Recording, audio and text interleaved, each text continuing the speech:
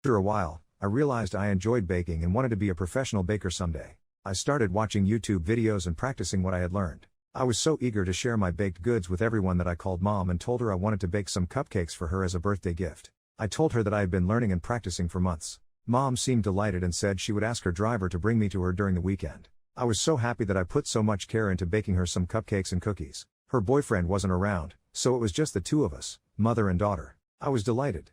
We had lunch together in her house, and she showed me videos of my identical half-sisters. The girls were in the house, but she wouldn't let me see them. She said she didn't let them have much contact with people who weren't family members. I didn't point out to her that I was family and I was her blood, too. Mom took the gifts I brought for her into her kitchen, promising to eat them later. Later that afternoon, I went to use the bathroom and felt thirsty, so I went to the kitchen to have a drink of water and found Mom's housekeeper eating the cupcakes. She said Mom asked her to throw them away, but she didn't have the heart to because she knew I baked them. I didn't ask Mom anything. I returned to the living room and told her I wanted to leave. I didn't wait for her to ring her driver to drop me home. I walked to the bus stop and took a bus home.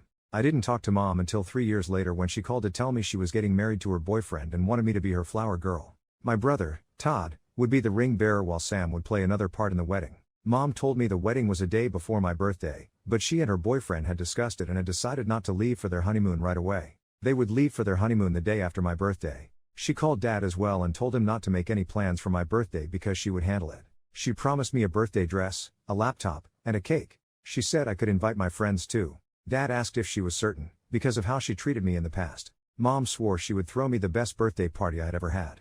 I went to see her, and she showed me her engagement ring. She also let me see my sisters for the first time in person. They were so adorable that I couldn't even be mad at them. I spent a few minutes with them before their nanny led them back to their room. I started visiting Mom again and spent the night at her place several times. Although Mom promised to throw me a birthday party, she didn't say anything about it anymore. Whenever I brought it up, she would tell me she had everything under control. A few days before the wedding, Mom and the wedding planner were reviewing the details for the wedding and I reminded her that we hadn't found a dress for me. I was going to be the flower girl and I didn't have anything good to wear to the wedding. Mom waved me off and said we would discuss it later. The next day, I reminded her again, and she told me she had something to tell me that would break my heart.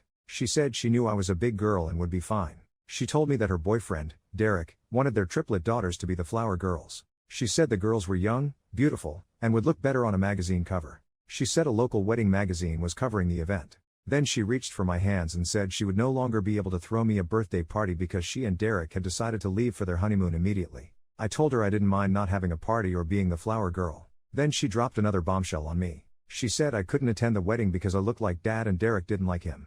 She said his family and friends would be present, and she didn't want anyone joking about me not looking like her. Then she chuckled and looked at me, expecting me to agree with her. I was heartbroken. I broke down in tears and started screaming at her. I told Mom it wasn't my fault that I didn't look like her. Derek came in to find out what was happening, and Mom started crying. Derek asked me to get my things and leave and never return. He said he didn't like me because I looked like my dad, and Mom was embarrassed to have a daughter like me. He said I should be grateful that Mom didn't completely cut me out of her life when she left my dad. I got my things and told him he would never see me in his home again. I told my brothers I was leaving, and that Mom uninvited me to her wedding because she thought I was an embarrassment. My brothers decided to leave with me, but Mom told them they would never be welcome in her home again if they went with me. I called Dad, and he came to pick us up.